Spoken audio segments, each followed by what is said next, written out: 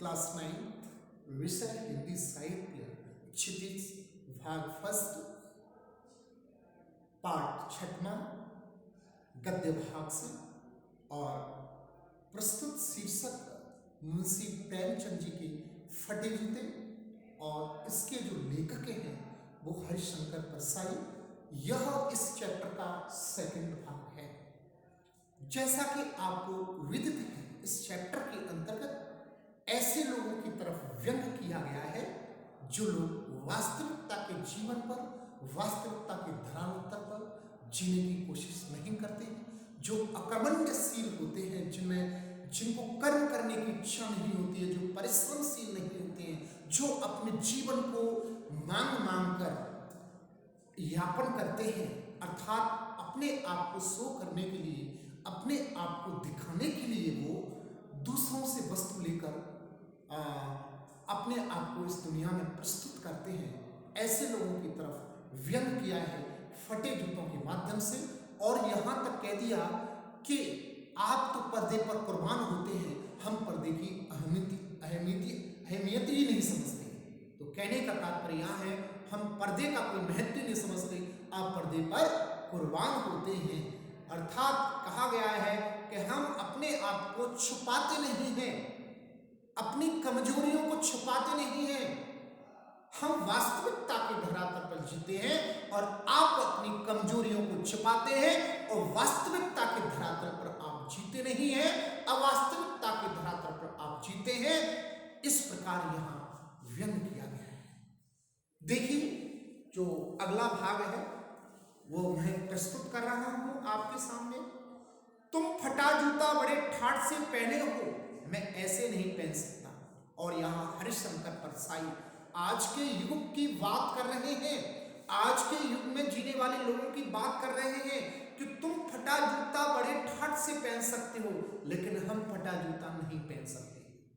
Photo तो जिंदगी भर इस तरह नहीं खिंचाऊं, चाहे कोई जीवनी बिना फोटो के ही छाप दे, लेकिन मैं आपकी तरह कभी भी फोटो नहीं खिंचाऊंगा, चाहे मुझे वो फोटो खिंचाने क्यों ना पड़े, चाहे वो मेरी जीवनी में वो छपे कि नहीं छपे मेरा फोटो। लेकिन आप जिस पोशाक में फोटो खिंचवा रहे हैं मुंशी प्रेमचंद जी से, आज के युग के माध्यम से कि आज का युग क्या है और मुंशी प्रेमचंद जी क्या हैं, मुंशी प्रेमचंद जी के व्यक्तित्व को वास्तविक व्यक्तित्व बताया गया है यहाँ हरिशंकर परसाई के द्वारा। और जो आज का जीवन है, जो लोगों के द्वारा कुछ पाखंडी ढोंगी ऐसे लोगों के द्वारा जो अवास्तविकता के धरातल पर जीते हैं, अर्थात वास्तविकता के धरातल पर नहीं जीते हैं, ऐसे लोगों की तरफ व्यक्त कर रहे हैं कि मैं फोटो ऐसी नहीं खिंचवा सकता हूं। हरिशंकर परसाई अपने आप को एक युग का व्यक्ति समझते हुए, एक दुनिया का व्यक्ति समझते हुए, एक रहने वाला अपने आप को व्यक्ति समझते हुए व्यक्त कर रहे हैं। तुम्हारी यह व्यंग मुस्कान मेरे हौसले पस्त कर देती है, तुम्हारी व्यंग मुस्कान, क्योंकि उपहास से भरा हुआ, व्यंग से भरा हुआ उनका वो था। अर्थात वो कह रहे हैं कि लोग सोचते हैं, जो हरिशंकर परसाई और जो मुंशी प्रेमचंद जी सोचते हैं कि लोग इस दुनिया में किस प्रकार जीते हैं, किस प्रकार का ढोंग पाखंड करते हैं और किस प्रकार जितनी उनके अंतर्गत वो नहीं होती है अपनी अर्थात जीने की जो कला नहीं होती है उनके अंतर्गत, अकर्मण्य होते हैं जो लोगों अपने आप को दिखाते हैं, जितनी उनके अंदर औकात नहीं होती है, अर्थात जितनी उनके अंतर्गत जीने के लिए कोई चीज़ नहीं होती, वो दूसरों से मांग मांग कर अपने आप को शो करते हैं। अर्थात कोई बात नहीं है, जितना है अपने पास में उसे संतुष्टि रखना चाहिए और वास्तविकता के जीवन को हमें जीना चाहिए। तो यहाँ कह रहे हैं, क्या होरी का गोदान हो गया, क्या होरी का गोदान हो गया है, क्या पूष की रात में सुअर हलकू का खेत चल गए हैं? क्यों आपने इस प्रकार का फोटो खिंचवाया? तरह तरह के उलाहने दे रहे हैं हरिशंकर परसाई। क्या ये कारण रहे हैं आपके फटे जूतों के, आपकी वेशभूषा के? क्या सुजान भगत का लड़का मर गया क्योंकि डॉक्टर क्लब छोड़कर नहीं आ सकते? नहीं, मुझे लगता है माधव औरत के कफन के चंदे की शराब पी गया, वही मुस्कान मालूम होती है। मैं तुम्हारा जूता फिर देखता हूं कैसे फट गया, यह मेरी जनता के लेखक क्या बहुत चक्कर काटते रहे, क्या बनिए के तगादे से बचने के लिए मील दो मील का चक्कर लगाकर घर लौटते रहे?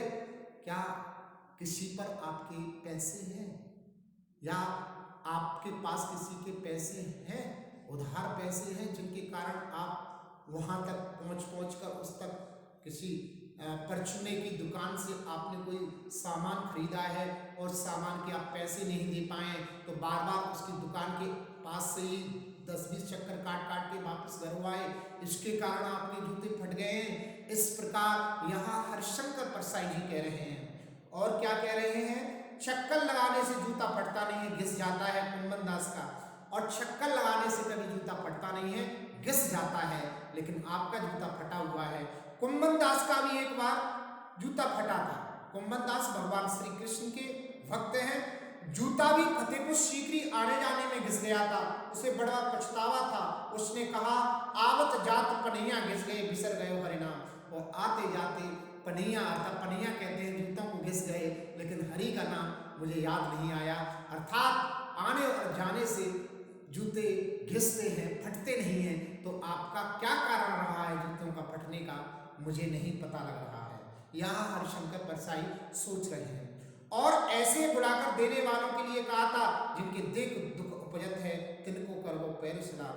जिनके देखने से दुख उपजता है उनको आज के युग में सलाम किया जाता है। क्या करें, आज का युग ही इस प्रकार का युग है कि सलामत का युग है, सलाम करने का युग है। अर्थात जिससे कुछ लेना होता है तो उसको सलाम किया जाता है, भले उसके देखने से, उसके चेहरे को देखने से दुख की उत्पत्ति होती, दुख मिलता है, फिर भी हमें कलयुग में उसका चेहरा देखना पड़ता है। चलने से जूता घिसता है, फटता नहीं। तुम्हारा जूता कैसे फट गया? फिर विचार करने लग गए हरिशंकर परसाई कि चलने से जूता घिसता है, फटता नहीं है, आपका जूता कैसे फट गया? मुझे लगता है तुम किसी सख्त चीज को ठोकर मारते हो। मुझे ऐसा लगता है कि आपने किसी सख्त चीज, कठोर कठिन चीज को ऐसे अपने जूते से मारा है, उसके कारण से जो ऊपर का आपका जूता है, जहां उंगलियां निकलती, उंगलियां हैं, उस स्थान पर फट गया है। इसका कारण आपने ठोकरें मारी है, अर्थात किसी सख्त चीज को, कठोर चीज को आपने ठोकरें मारी है, इससे आपका जूता फट गया है। मुझे लगता है तुम किसी सख्त चीज को ठोकर मारते रहोगे। कोई चीज जो परत सदियों से जमी हुई है, उसे शायद तुम ठोकर मार मार कर अपना जूता फाड़ लिया है। कोई टीला जो रास्ते पर खड़ा हो गया था, उस पर तुमने अपना जूता आजमाया है। शायद हो सकता है कि आपने पत्थरों पर, किसी पत्थरों पर जमी हुई परत को छुड़ाने की कोशिश किया हो, या किसी ऐसी सख्त चीज को आपने मतलब फोड़ने का काम किया हो, उसके कारण से आपका यह जूता फट गया है। मुझे मालूम नहीं हो रहा है। तुम उसे बचाकर उसके बगल से भी तो निकल सकते थे, चाहते तो तुम आपका जूता नहीं फटता। कुल मिला के यह पूरा चैप्टर फटे जूते पर ही है, व्यंग है इसमें। तो इसका मतलब कठोर पत्थर या सख्त सी चीज का मतलब यहाँ यह है कि आपने कठिन अपने जीवन में आई हुई कठिन से कठिन परिस्थितियों को, कठिन से कठिन समस्याओं को, मतलब आपने उनका संहार करके आप आगे बढ़ते रहे हो। तो यहाँ दूसरा अर्थ यह है, और पहला अर्थ यह था कि आपने किसी सख्त चीज को फोड़ने की कोशिश की है, किसी सख्त चीज को साइड में करने की कोशिश की है, इस कारण से आपका ऊपर का जूता फट गया है, बाएं पैर का। आप चाहते तो टीलों को बचाकर भी तो निकल सकते थे। सभी नदियां पहाड़ थोड़ी ही फोड़ती हैं, सभी नदियां पहाड़ों को ही फोड़कर थोड़ी निकलती हैं। कुछ नदियां तो ऐसे बगल से कुछ जमीन या नीची जमीन को देखकर निकल जाती हैं, फोड़ती थोड़ी है। सभी नदियां पहाड़ों को थोड़ी फोड़ती हैं।